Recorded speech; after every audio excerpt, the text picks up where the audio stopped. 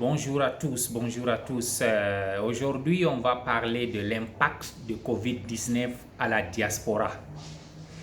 Nous tous, nous savons que le style de vie, la qualité de la vie, le système de la vie a changé en 2020. Nous connaissons bien que aujourd'hui, les choses vont aller totalement différentes de ce qu'on expectait avant. Comment ça a affecté les gens de la diaspora? Quelles sont les leçons qu'on a tirées de cette COVID-19?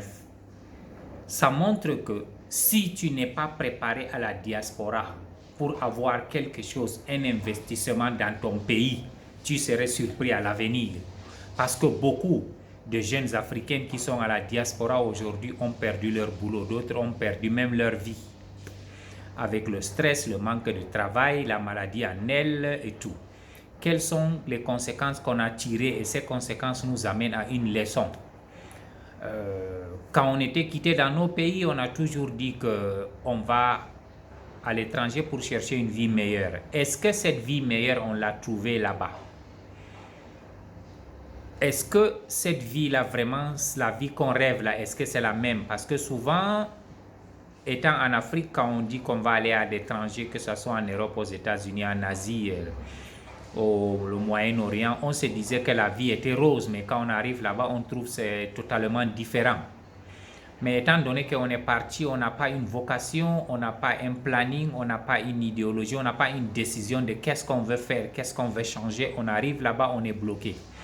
Maintenant, Covid-19 est venu nous prouver le contraire. Tu es obligé de te réveiller, de changer ton style de vie, de savoir qu'est-ce que tu veux, de savoir comment tu vas travailler pour faire à ce que tu rentres chez toi et tu as une vie abordable. Aujourd'hui, je peux vous assurer que tu vis dans n'importe quel pays du monde. Si tu n'as pas un bon plan de vie, si tu n'es pas bien préparé, ta vie serait misérable. Avoir une vie agréable, c'est pas aller prendre photo à la Tour Eiffel au Empire State Building à New York ou aller à Dubaï. Ça, c'est les clichés. Ça, on appelle ça satisfaire tes émotions pour quelque temps. Mais la réalité en elle, c'est que ça ne fait pas une vie de joie. Parce qu'avant, on nous avait trop trompé avec les mensonges. Quelqu'un, il est à Paris, il prend dans un McDonald's, il prend les photos. Comme on n'avait pas ça au pays, on pensait que c'était une vie meilleure. Mais quand on arrive, on trouve c'est le contraire. On est arrivé à un certain niveau de vie qu'on s'est engouffré. Et le fait qu'on s'est engouffré, on est arrivé à rencontrer certaines personnes qui n'avaient pas de vocation au niveau de l'Europe, qui commencent à nous inculquer des choses dans nos têtes que si les choses n'avancent pas au pays où nous n'avançons pas, c'est à cause de la politique de telle personne, de telle personne. Par contre, c'est faux. Tu n'as pas besoin de la politique pour réussir dans ta vie. Tu as besoin de l'intelligence émotionnelle, tu as besoin de toi-même, tu as besoin de ton effort, tu as besoin de ton intelligence pour réussir. Tu as besoin d'un plan de vie. Donc, si on comprend bien aujourd'hui, le Covid nous amène à réfléchir, à changer notre stratégie de vie. Est-ce qu'on va continuer toujours à se plaindre à la diaspora que la politique ne va pas et où on va s'infiltrer, commencer à faire du travail, investir dans nos pays, rentrer dans la famille africaine, commencer à prendre des décisions, nous aussi, commencer à créer des emplois, commencer à devenir des modèles? Qu'est-ce qui fait la différence entre le riche et le pauvre? C'est leur façon de penser. C'est tout. Tu vois, un pauvre, quand il se lève le matin, il a tendance à blâmer tout le monde, à blâmer le bon Dieu, blâmer son environnement. Tout. Ça veut dire qu'il devient aveugle, qu'il n'a pas une décision. Par contre, un riche, quand il se lève le matin, il dit tout ce qui m'arrive aujourd'hui, je suis responsable. Si je veux le changer, je me mettrai à le changer.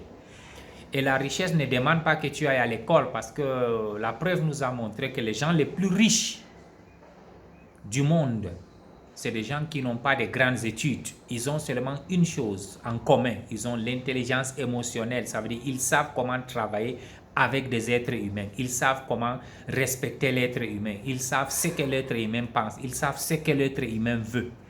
Bon, si tu veux réussir dans la vie, cherche un problème et tu parviens à résoudre ce problème.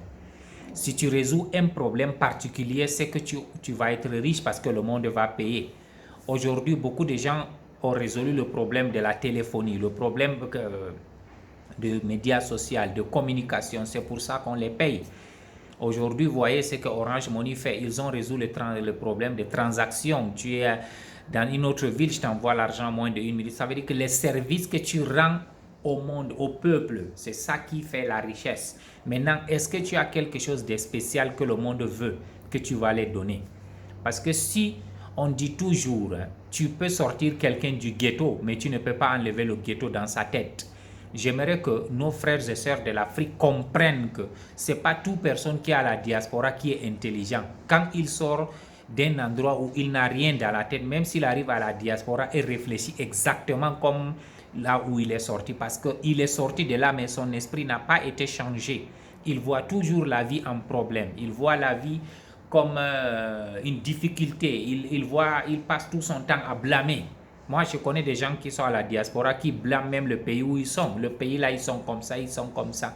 Chaque pays a sa façon de vivre, sa culture, sa stratégie, sa façon de faire les choses. Donc, si tu n'as pas l'intelligence d'étudier et voir à ce que comment toi, tu peux te malaxer dedans et puis t'en sortir, trouver ce que tu es venu faire, ça veut dire que tu n'utilises pas ton intelligence émotionnelle. Je vais continuer toujours à dire aux gens de la diaspora qu'il est temps de partir investir au pays. L'Afrique est bénie, on a tous les atouts pour réussir. N'essayons pas de mettre le négatif dans la tête pour dire que l'Afrique ça ne va pas, ou le Cameroun ou n'importe où ne va pas. Ça c'est le mensonge. Il faut qu'on se prépare parce qu'aujourd'hui, il n'y a pas là où tu peux investir et réussir plus qu'en Afrique. Aliko Dangote a toujours dit que lui, il n'investira dans aucun continent. L'Afrique est plus mieux que tout. Parce que tout n'est rien fait. Tu as l'opportunité de réussir. Il a les opportunités de s'en sortir. Essayons-nous. Aujourd'hui, si toutes les gens de la diaspora, on décide à créer une banque de la diaspora, cette diaspora, l'argent qu'on va mettre dans la banque, on va être plus puissant que la Banque africaine de développement. Si nous, tous les gens de la diaspora africaine, on dit que bon, on va créer une banque de la diaspora et on met notre argent, on va être le premier investisseur de l'Afrique. On va développer toutes les infrastructures de l'Afrique. Essayons de se réveiller aujourd'hui, voir qu'on va prendre nos destinées en main, qu'on essaie de travailler dur aujourd'hui pour que les générations futures se reposent. Ce n'est plus le moment de blâmer. Est-ce qu'on peut blâmer Covid? Covid, c'est qui? C'est quelque chose qui nous a surpris, inattendu. Donc, on est obligé maintenant de coper avec. Du moment où on arrive à coper avec, on va s'en sortir. Merci.